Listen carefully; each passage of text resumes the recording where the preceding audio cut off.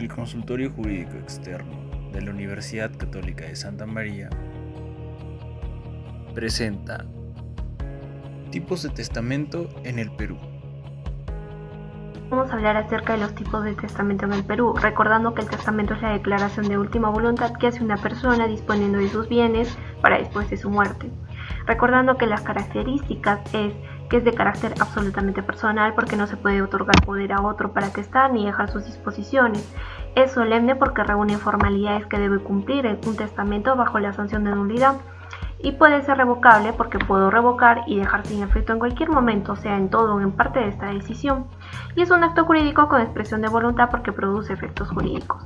Existen dos clases de testamento, los ordinarios y los especiales. Dentro de los ordinarios encontramos al testamento por escritura pública. Es el más seguro porque hay una orientación de un notario. Recordando las formalidades, que es la manifestación de voluntad porque es personal, es decir, el testador dicta su testamento al notario, o puede hasta darle, si es que lo hace por escrito, las disposiciones que ésta debe contener. Asimismo, intervienen el notario, dos testigos hábiles y evidentemente el testador. La intervención del notario se circunscribe a escribir el testamento de puño y letra en el registro de escrituras públicas, tanto de principio a fin y en un solo acto. Y su intervención se limita a lo necesario, es decir, no puede realizar recomendaciones. Sin embargo, nada impide que él pueda intervenir para corregir incorrecciones del lenguaje o cuando advierta que el sentido de la ley se pretende desvirtuar. Se va a dar lectura por el notario, por los dos testigos y por el testador para la exactitud de la manifestación de la voluntad. Estas personas también deben firmar cada una de las páginas del testamento y pues su inscripción puede ser de dos formas, declarativa o constitutiva. Constitutiva cuando va a inscribir en cada una de las partidas registrales los bienes, muebles o inmuebles que se hayan dejado. Cabe resaltar que antiguamente los modos o sordomudos no podían otorgar este tipo de testamento, sin embargo hoy pueden hacerlo por la modificación de la ley del incapaz a través de un intérprete. También tenemos el testamento cerrado.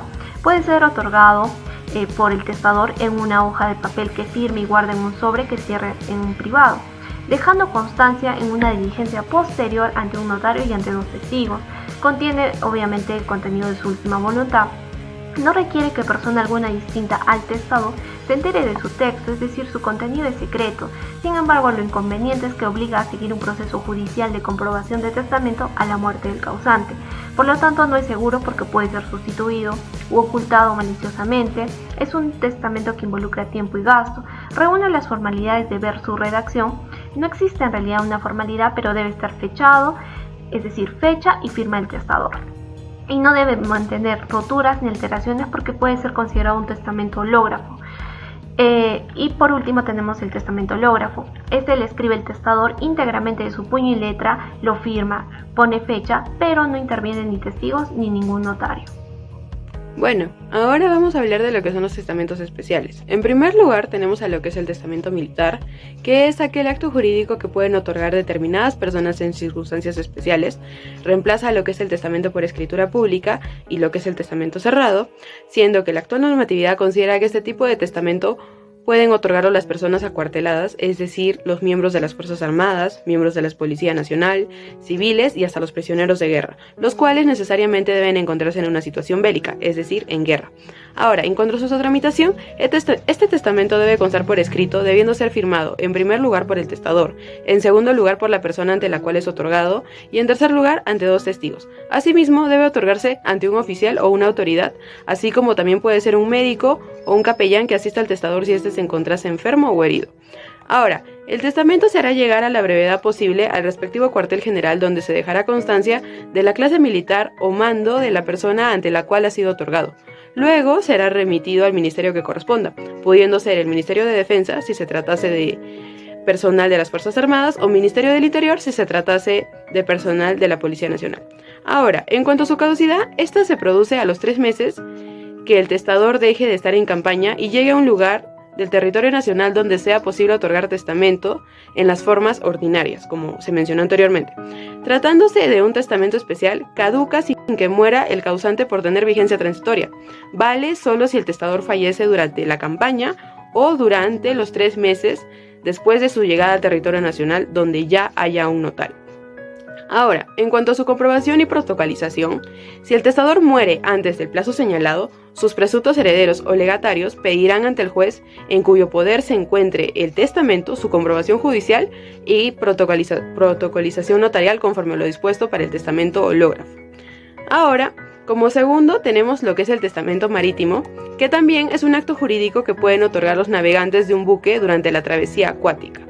Para el otorgamiento de esta clase de testamento se requiere que se trate de un barco en navegación y puede hacerlo cualquier tipo de persona, es decir, jefes, oficiales, tripulantes y pasajeros, a bordo de un buque de guerra o un mercante de bandera peruana, pero ojo, hay que tener en cuenta que no debe existir un conflicto bélico de por medio. También puede ser mediante un buque de travesía o de cabotaje que esté destinado a faenas industriales o fines científicos. Ahora, en cuanto a su tramitación, este testamento debe contar por escrito, debiendo ser firmado en primer lugar por el testador, en segundo lugar por la persona ante la cual es otorgado y en tercer lugar ante dos testigos. Asimismo, se extenderá un duplicado de la escritura pública con las firmas puestas en la original, debiendo luego ser anotado en el diario bitácora del barco, de lo cual se dejará constancia en ambos ejemplares con el visto bueno de quien ejerce el mando de la nave. Asimismo, si antes de regresar al Perú la nave arriba a un puerto extranjero donde hubiere agente consular, el comandante o capitán de la nave, a este se le entregará a cargo uno de los ejemplares del testamento. El agente lo remitirá al Ministerio de Defensa si el testamento hubiera sido otorgado en un buque de guerra o a la Dirección General de Capitanía si fue otorgado en un barco mercante.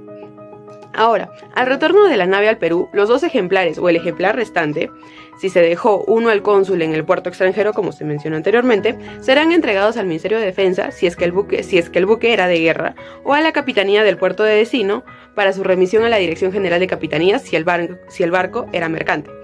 Ahora, en cualquiera de los casos anteriormente mencionados, la autoridad respectiva enviará un ejemplar al juez de primera instancia de la provincia donde el testador tuvo su último domicilio y archivará el otro. Si el testador fuera extranjero y no estuviese domiciliado en Perú, un ejemplar será remitido al Ministerio de Relaciones Exteriores. Ahora, en cuanto a su caducidad, este testamento caduca a los 3 meses de haber desembarcado definitivamente el testador. Su vigencia es transitoria también, por ello caduca sin que muera el causante. Vale si el testador fallece durante el viaje o dentro de los 3 meses posteriores a su llegada. Ahora, en cuanto a su comprobación y protocolización, si el testador muere antes del plazo señalado, sus presuntos herederos o legatarios pedirán su comprobación judicial y protocolización notarial ante el juez en cuyo poder se encuentra el testamento, conforme a las normas dispuestas para el testamento hológrafo. Ahora, finalmente tenemos lo que es el testamento aéreo, que es el acto jurídico que pueden otorgar los navegantes en un avión durante la travesía aérea. Nuestro ordenamiento lo contempla en la Ley 24882 de Aeronáutica Civil, en la que se otorga al comandante de la aeronave funciones notariales, disponiendo su obligación de inscribir en el libro correspondiente los testamentos in extremis, es decir, en una situación de necesidad, y responsabilizándose también de remitir oportunamente la copia autenticada del registro a la autoridad competente del Estado, al que corresponde la matrícula de la aeronave. Hay que tener eso en cuenta. Este testamento debe ser protocolizado notarialmente, debiendo contar necesariamente con un diario a bordo, siendo entendido como el archivo de la nave. Ahora, en cuanto a sus características, básicamente tenemos dos.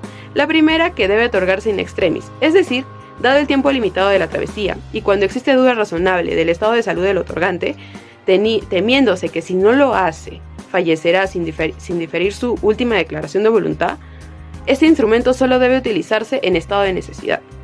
Ahora, como segunda característica, tenemos que su vigencia no está limitada a un plazo de caducidad. Básicamente, esto es un testamento cerrado o en escritura pública que debe otorgarse de acuerdo a las disposiciones que están en nuestro Código Civil ante el comandante de la aeronave, quien básicamente hace de notario. Bueno, sin nada más que decir, gracias.